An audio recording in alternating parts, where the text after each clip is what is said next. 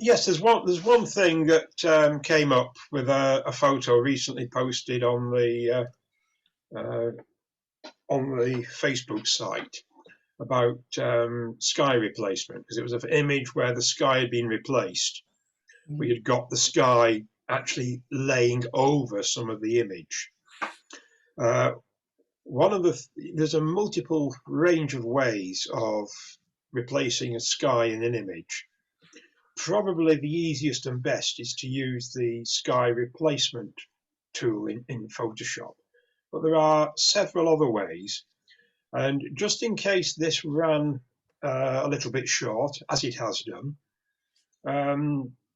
I just grabbed an image, dropped it into Photoshop, dropped a sky into Photoshop, because I can demonstrate a couple of others methods as well if anybody is interested. Yes, Yes, sure. Yes. Perhaps I say I'll not do the sky replacement because that's have we got that's just self-evident. But I'll do the other ones. So if you wish to share screen, I'll sort my Photoshop.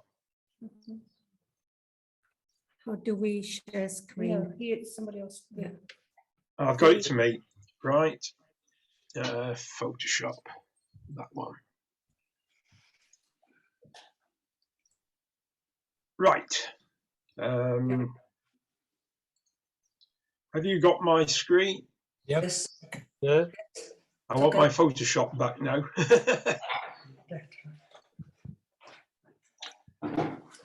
That's what the problem is. The zoom is hiding my control panel. Can you see what I've got here now? Yeah. What I've got, right, what I've got is two images. This is a shot I did earlier this year. I love the bluebells, but the light was awful. So I got, I've only just grabbed this now and I haven't actually processed it. I got a second layer, which is just sky that I took for a separate photograph. And you can move, it's actually a landscape format sky, but it doesn't matter what it is. So I just basically put that into the space, positioned roughly over the top of the other one.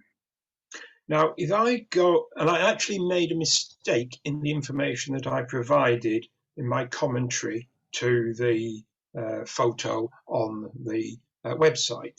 But if you can see where my cursor is on layer 1, which is the sky, Yeah. if I double click it, a layer style menu comes up. And it's got here blending options. Down at the bottom is two sliders. One affects the current layer, which is the sky. The other affects the underlying layer, which is the picture of the bluebells. Now, you've got two little sliders underneath each of these. And what I want to do is to move the leftmost. I said in my commentary, the rightmost, it's the leftmost. But as you move it, you can see the building start to appear. Lovely. There you are. Wow. Unbelievable. That was simple. And simple as that. If you actually hold the Alt key down, this triangle here will split into two little half triangles. And that allows you a little bit of graduation in the blend.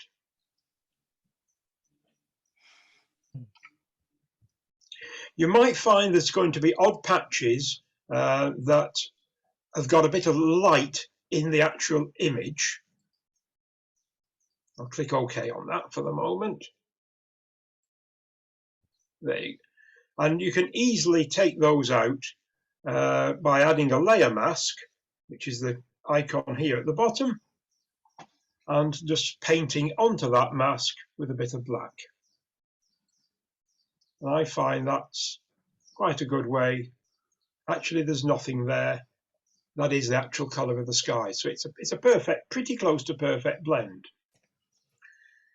A second way of doing it, an alternative way of doing it, is if you go and hide that to this one and do select Sky. Give it a moment to think about it.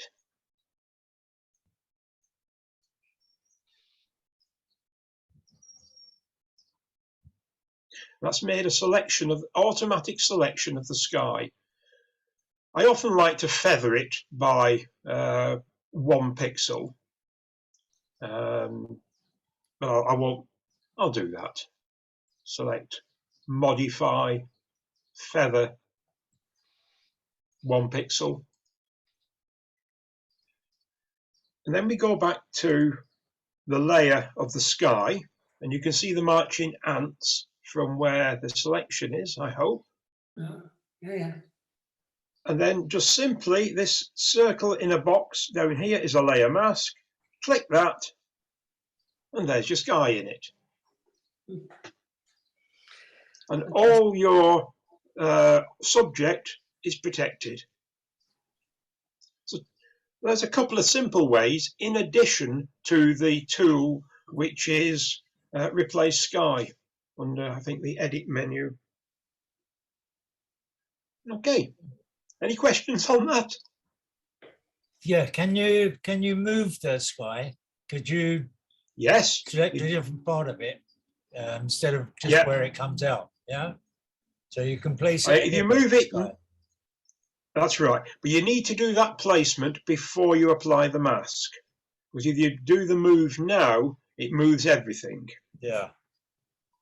But if you do it before applying the mask, then you're okay. But it moves the mask with it now.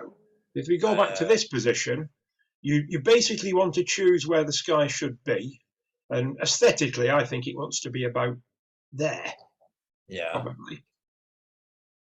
Go back to this, select sky, take that off, select sky. I won't bother with the feather this time.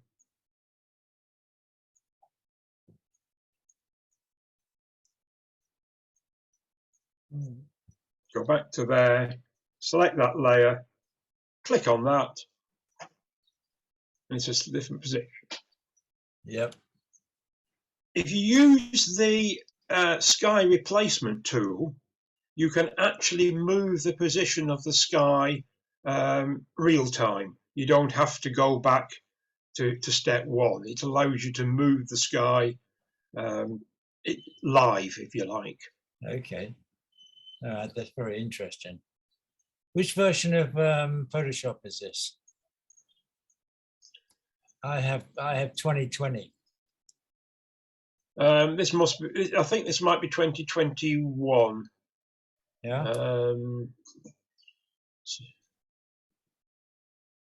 About Photoshop is probably what we want, isn't it, for that? Yeah. 2201. Yeah, okay. Release. We're up to 22 point something more than that now. Yeah. But my operating system is still 2 or 3 back, so I'm not sure if I have that, but it's very interesting.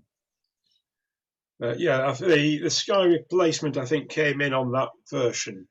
Yeah. Okay. Before that, I used to use the Luminar plugin, which very much did the same thing.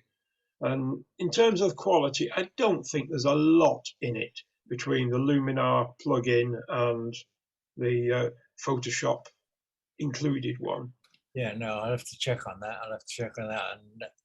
And it's time that I upgraded to the latest version, but I don't like upgrading until I know that it's okay. Yeah, until